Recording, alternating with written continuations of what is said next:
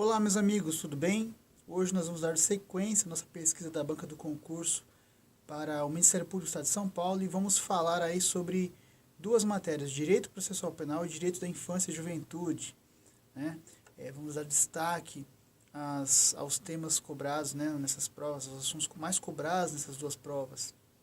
E nós analisamos as últimas 5 provas do MP de São Paulo, que foi 2011, 2012, 2013, 2015 e 2017, e verificamos o seguinte. Então, na parte geral do processo penal, o inquérito policial, muito cobrado, questões sobre a representação, as diligências, as características, principalmente a dispensabilidade do inquérito, foi bastante exigido. O arquivamento também, e principalmente o desarquivamento por novas provas, o artigo 18, bastante cobrado. Na ação penal, ainda na ação penal, questão tratando sobre a representação, o princípio da indivisibilidade, entre outros assuntos, um assunto bastante cobrado.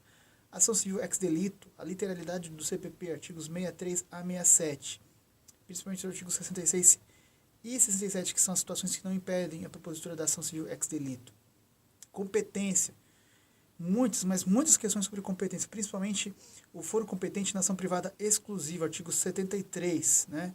E as súmulas, né? Súmula 721 do STF, entre outras, foi bastante cobrado, entre os muitos assuntos cobrados dentro da competência. Na prova também é outro grande assunto da parte geral. Eu destaco aqui a parte do ofendido, também o número máximo de testemunhas nos ritos ordinário, sumário e do júri, a inquirição por videoconferência, a retirada do réu, também foi bastante cobrado.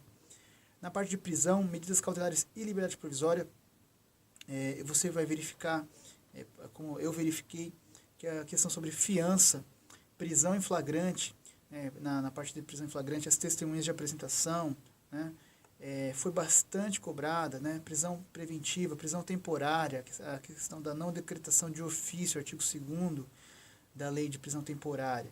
Nas citações e intimações também foi um assunto bastante cobrado, assim como a sentença absolutória, artigo 386 do CPP. Nos procedimentos, procedimento ordinário, vários assuntos aqui que são da absolvição sumária, a defesa escrita, procedimento do júri, muitas questões sobre a absolvição sumária, pronúncia, a intimação da pronúncia, que é pessoal, né, o acusado solto não encontrado é estado por edital, a questão da desclassificação, os jurados excluídos e a constituição do número legal, artigo 451, bastante cobrado. No procedimento sumaríssimo, é outro procedimento bastante exigido, a lei 9.089, a questão do acordo homologado, a renúncia ao direito de queixa e representação, artigo 74, apelação da rejeição da inicial e da sentença, também várias vezes foi exigido, e o sursi processual, artigo 89. Nas nulidades, destaque para o princípio do prejuízo, artigo 563, que foi cobrado mais de uma vez.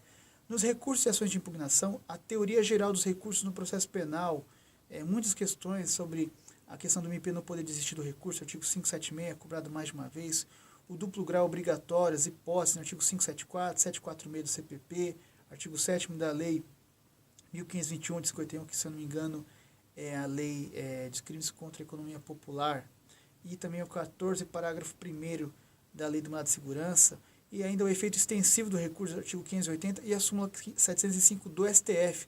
Tudo isso foi cobrado mais de uma vez, então bastante atenção na teoria geral dos recursos no processo penal. Depois, na parte de apelação, recurso de apelação bastante exigido, né, apelação do júri, recurso em sítio distrito, os efeitos, né, o recurso do assistente da acusação, habeas corpus também é um outro assunto aí dentro das ações autônomas de impugnação, que foi bastante cobrado, e a revisão criminal também, você deve ter atenção porque foi bastante exigida. Na legislação processual penal especial, eu destaco a lei de execução penal, principalmente a falta grave, a perda dos dias remisos, até 1/3, artigo 127, a monitoração eletrônica, a progressão, o prazo de obtenção, entre outros assuntos, né? Teve muitos outros assuntos, né? Saída temporária, remissão, mas enfim, eu destaco para esses daqui.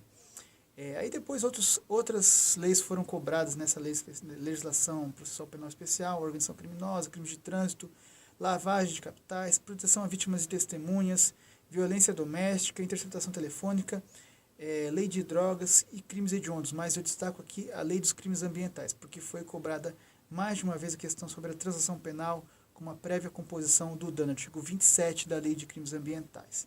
Entre as súmulas, muitas súmulas cobradas tanto do STF como do STJ. Do STF, destaque para duas súmulas que foram mais de uma vez cobradas, que é a súmula 705, que fala sobre a renúncia do réu ao direito de apelação manifestada sem assistência do defensor, não impede o conhecimento da apelação por este interposta. E a súmula 721 do STF, que fala sobre a competência constitucional do júri, prevalece sobre o foro por prerrogativa de função estabelecido exclusivamente pela Constituição Estadual, tá certo? Agora, tratando sobre direito da infância e juventude, eu começo falando sobre os princípios e direitos fundamentais, com destaque ao direito à convivência familiar e comunitária, principalmente família substituta, artigo 28. Depois, adoção. Adoção é um assunto bastante cobrado. Ele fala sobre, as questões analisadas falam sobre a adoção no ECA e no Código Civil. Aí depois vem questões sobre medidas de proteção, principalmente as medidas específicas de proteção que foram bastante cobradas, né? Artigo 101, você pode ir lá ver.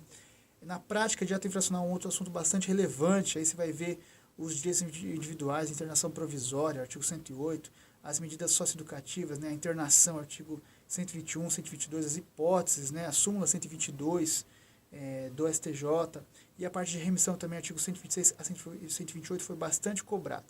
No acesso à justiça, destaque para atribuições do MP, artigo 201. Enfim, pessoal, aí teve SINASE também foi cobrado, né, Conselho Tutelar.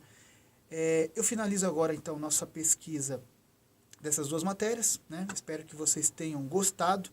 No próximo vídeo nós vamos tratar sobre direito penal, direitos humanos e direito eleitoral. Espero ter ajudado vocês. Se você gostou desse vídeo, eu peço que você curta ele, compartilhe e se inscreva no nosso canal. Forte abraço, até mais.